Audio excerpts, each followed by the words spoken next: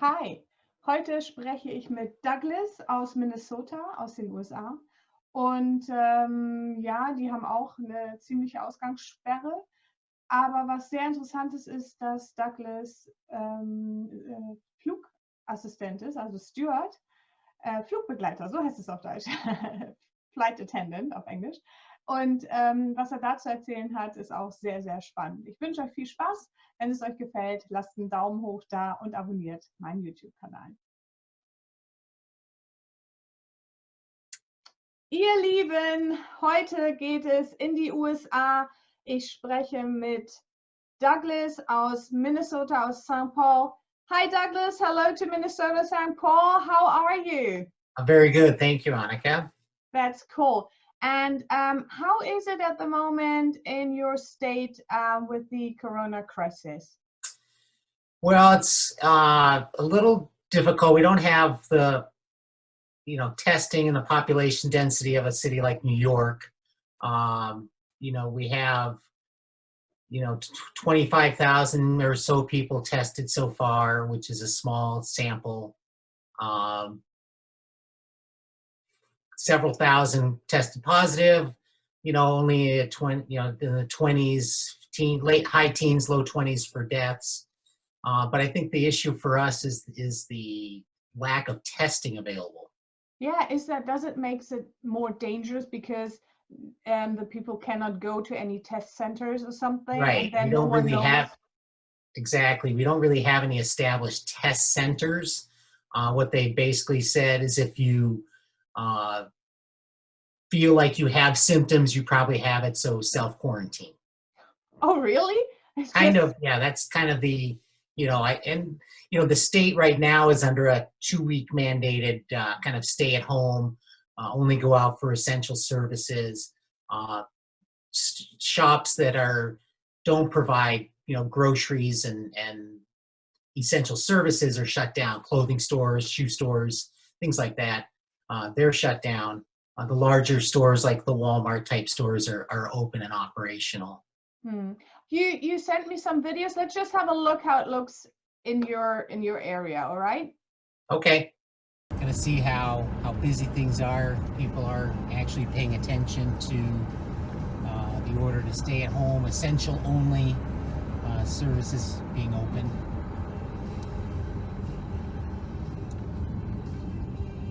Could of course get your prescriptions and medications that you need at the drugstores. Those are of course open. Car services are open. Get your car repaired. All of the restaurants here in the state are now considered takeout only, so they've had to cut quite a bit of their staff. And any kind of restaurant that's like buffet style or it's not really geared for any kind of takeout is closed down right now. Of course, get your drive-through at McDonald's, love that, and gas stations, of course, open. All the sit-down areas of restaurants are cut off. In a lot of the shops here, you can get to the laundromat. You can get to some stores that I believe a lot of the just clothing-only stores, anything to help non-essential workers keep protected and not risk their exposure. Grocery stores have been very busy, although most everything's been operating on reduced hours. They've really cut back on, this store was a 24-hour store. Now I think it's open from 8 until 8 or 6 until 8, something like that. We're gonna make a quick U-turn here. A lot of car dealerships also struggling right now because they're not selling a whole lot of cars.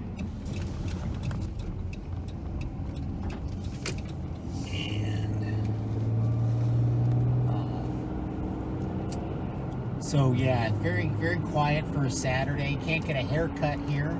The nail salons and barber shops and other salons are all closed down. So that's kind of a struggle for some people. Some people might consider that urgent services or essential services. But we are kind of at the end of the winter time. People have been cooped up all winter long, so anytime it's a sunny day above 50 degrees, they want to get outside, work in their yards or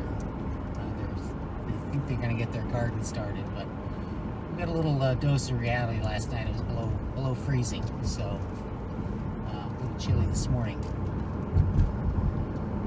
We have two big department type stores. We got the Target, very busy there. I've been in there a few times. I've only been on the grocery side. I'm not sure how busy the other half of the store is. And we also have a Walmart that has been very busy. A little busier than the parking lot's very full over there. So a lot of stores, the hobby store just shut down. They've been decided that they aren't an essential service, so they are here. And like I said, we have a lot of fast food on this street. They're all open. They just can't get into the store. Normally everything is carry out. And that'll about do it for Robert Street. We have our Starbucks coffee shop is right here on the corner, and that is also open, but for drive-through only. The line there can get pretty long. And also sell the fully automatic car wash closed as well, even though you don't get out of your car for that one. So again, it's just protecting workers. As I don't live in St. Paul, I cannot really judge it, but it looks like it's really a bit more empty, isn't it?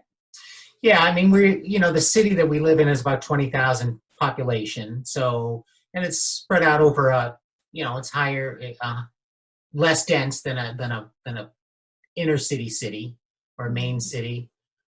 So, you don't have, not everybody walk. It's a driving culture. It's a driving city, so you're not bumping into people on the sidewalks and whatnot.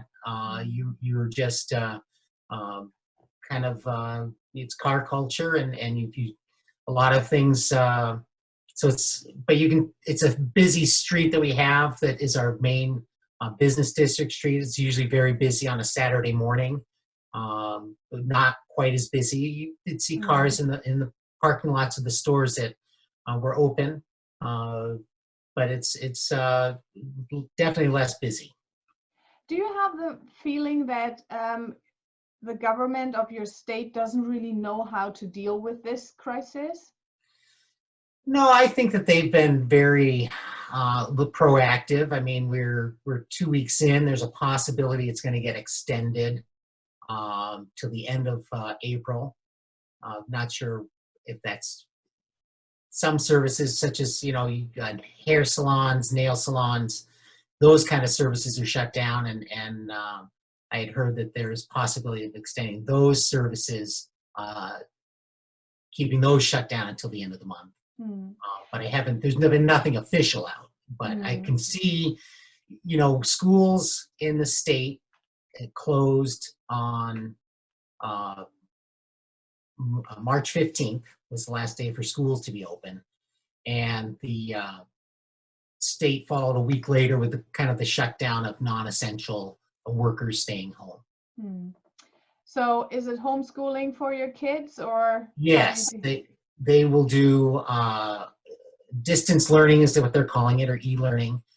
They've set up the school district a e-learning where they get their assignments in the morning, and they're to spend time at home completing their assignments and turning them in via email or electronically, however they, each teacher's got a little different variation on what they do.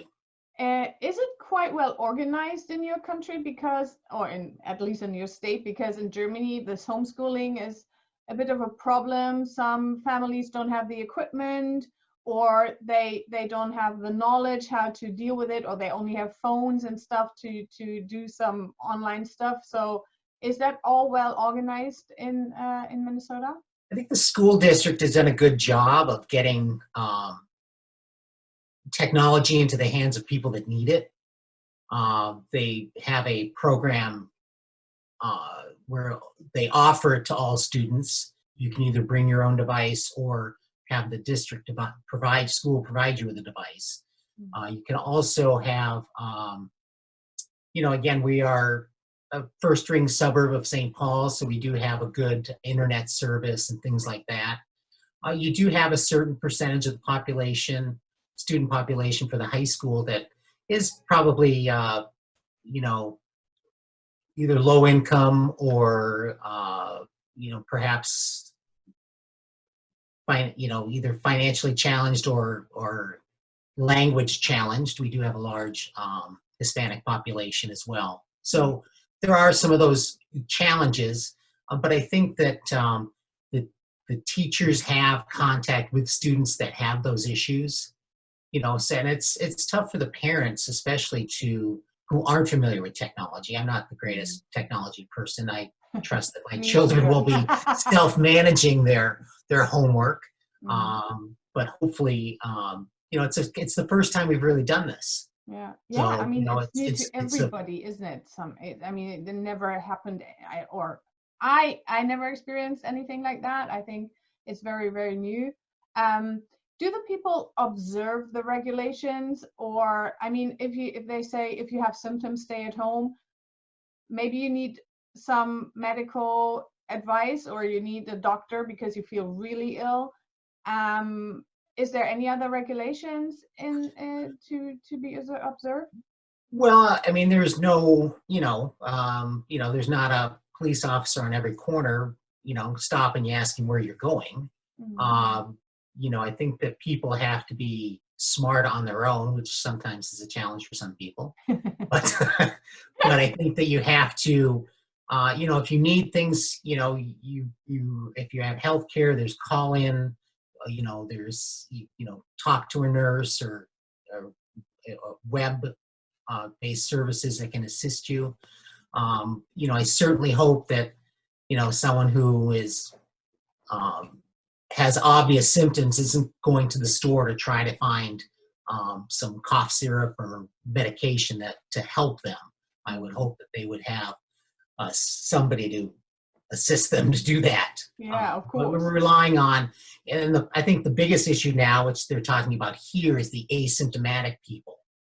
You know, people that don't really have strong symptoms, but they are still active with the virus. Yeah, that's hard to. I mean, you never know. I mean, an infected person can be at any corner, and you don't know because the person maybe doesn't know it himself or herself. Right. How is it? I mean, for example, Florida was really easygoing with it, and only shortly closed down all the beaches, and all of a sudden the borders as well. So trucks are standing there in line waiting to go to the other state because all of a sudden they couldn't come through. Why is there no, in a crisis like that, normally the government in Washington should announce something, but they're not doing it, and everybody's sort of, you know, going along by themselves. Why is that? Well, I think the timing, the delay, and kind of denial of the problem really set in about a 3-week or so delay with getting kind of more of a nationwide awareness. I mean, that's Washington, I think, was the first state that was really hit hard on that. Governor cracked down pretty quickly, followed by California, and then New York. Other states have enacted things. I don't think there was a big news that Minnesota was on a 2-week lockdown, because I think all but about 7 or 8 states are in the kind of this stay-at-home mode. So it's, and again, I think because we aren't, you know, we have our natural distance and we're trying to practice social distancing. The stores are all marked, you know, in the checkout lane, 6 feet with tape on the floor and whatnot to provide that and remind people to do their social distancing. And again, I think it's a little easier in the United States in general because, you know, you have bigger stores with wider aisles and more space. It's a little easier to get around than it is, you know, in Europe. Yeah, that's true. Do you do something special for your family? How do you protect yourself? Well, you know, we've managed to find a few boxes of Clorox wipes, and I had some gloves from home projects, so we have those. You know, we're not a big out and about family. We don't have to go out to the restaurants every week, and we aren't always we're not the social butterflies that a lot of people are that really need to have that social contact. We've just come off the kids play hockey, so we've had a busy winter with hockey. So this is normally our kind of time to relax, and we should be down in Florida right now enjoying the last day here of spring break, which we did not do. So, we right now the special thing is just basically, trying to keep them sane and feed them and and make sure they're washing, just kind of taking the basics of hand washing really is all it is. That for us. When I go out to the store, I will carry a pair of gloves and some sanitary wipes to wipe things down. Yeah. You just said you would normally be in Florida right now because it was spring break. Right. As you are a flight attendant, I'm really curious how you do that on the planes. Are all the planes that are going outside of the US are canceled? Are there any indoor flights, inland flights, or how is that organized? Well, it's a little bit disorganized right now. There's there's very few flights going internationally. Just a handful of flights that are going right now. Domestically, the schedule has been cut down quite a bit. So it's you might have 1 or 2 flights a day, unless you're flying between airline hubs. I think you maybe have a little more, but to some of the other cities, you might only have 1 or 2 flights a day instead of maybe 4 or 6.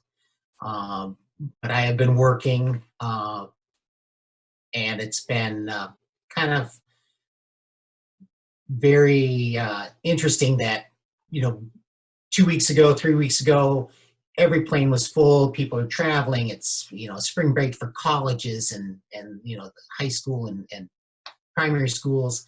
All are starting their spring breaks. People are traveling anyways. You got groups going to Europe for their spring breaks. You got people going to the warm weather destinations. And then all of a sudden it's shut off and you have 6, 8 people on a flight. And maybe half of those people are actually crew members trying to get back to their home base or their home in general. So it's very interesting the drop off in the number of people. But I think the airline, with the airline, it's been very good for their cleaning. The planes, I've witnessed it myself. The planes are getting wiped down. Every tray table, every seat is all being wiped down. And then when the passengers get on, even if there's only 5, they're bringing their own personal antibacterial wipes, and they're wiping it down again. So I think the planes are probably as clean as they've been since they came out of the factory. So if you want to fly, then now, because everything is sanitized. We want you to fly only if you're healthy. Yeah, but as you just said, in the US, everything is bigger and wider and stuff. In a plane, you have this tiny aisle and everything. So how do you keep yourself safe? And how do you do the social distancing in a plane and with the customers? Yeah, that's, we are provided with gloves, and we are provided with disinfecting wipes, so we can protect ourselves that way. Wash your hands all the time. It's a constant battle with either soap and water or Purell hand sanitizer. So it's a lot of that. It's fortunately people get on and they are self-protecting them. Either they're wearing masks, or we had bandanas the other day, and now they're saying scarves and all these things, pretty much anything to cover your mouth. So a lot of people are doing that, and I just think that the population, they don't seem to be sick. They seem to need to get somewhere. I don't think people are anyone's going on the plane to go for vacation anywhere. I think they're just trying to get home or trying to get to a place they need to be. Do you feel still safe, or are you afraid to catch that disease? Well, yeah. I am mid-50s and I'm healthy, but it affects people in such different ways that you don't really know. As flight attendants, I've been doing this for a long 30-some years, so I've probably been exposed to a lot of things and really have not gotten sick. So, other than the normal, seasonal cold or whatever. So I've never really had any come down from contact. And I think also the other thing they've done with the airlines is the contact is less, instead of pouring drinks and ice and handing them with the cups, we just everybody gets a bottle of water and we hand them a snack, and that's all we do. Mm-hmm. So the airline has done a good job of reducing the contact point. So you're really just walking through, and before we'd be continually walking through, making sure everybody's enjoying the flight and having comfortable and whatnot, or getting what we have to offer. And now you kind of walk just a few times, and you're just really minimizing your exposure. Mm. America, the United States are affected the most and the highest death rate. What is your prediction? What do you think will be in the future? Boy, it's I just think that the stay-at-home, social distancing, trying to make sure that people are smart and not just throwing caution to the wind. It's tough when we're in Minnesota, when we're cooped up all winter long, and you got a day when it's sunny and 50 degrees and you want to be outside because you've been inside all winter, that it's tough to resist that. Yeah. We were out in the park, county park by my house, and even there's a small trail around a lake, and even that was posted to go only one way around the lake to, everyone walks one way around the lake to try to diminish the possibility of spreading the COVID-19. So just interesting things like that. You wouldn't think that you would have to have an outdoor path. But anything you can do, I guess. Yeah. How is it in the US with support? I know, for example, if you get unemployed, you have in your whole lifetime 100 days of money or financial support. How is it in this crisis where people cannot work? I mean, you are still able to work, right, and earn money, but others have to close down their shops and stop, or whatever the services they normally provide. How is that regulated in the US? Well, each state has their own unemployment guidelines, and I think that most states have and are clear. It's a clear case of why they need unemployment, and that they usually have to show proof of trying to find work while you're off, but obviously a lot of the jobs aren't available. So right now, I think you are going to be earning some money. I'm not sure the longevity of it. It might be 12 weeks, or might be long. I think it's longer than that. I don't want to state an incorrect fact. Might be a year. Yeah.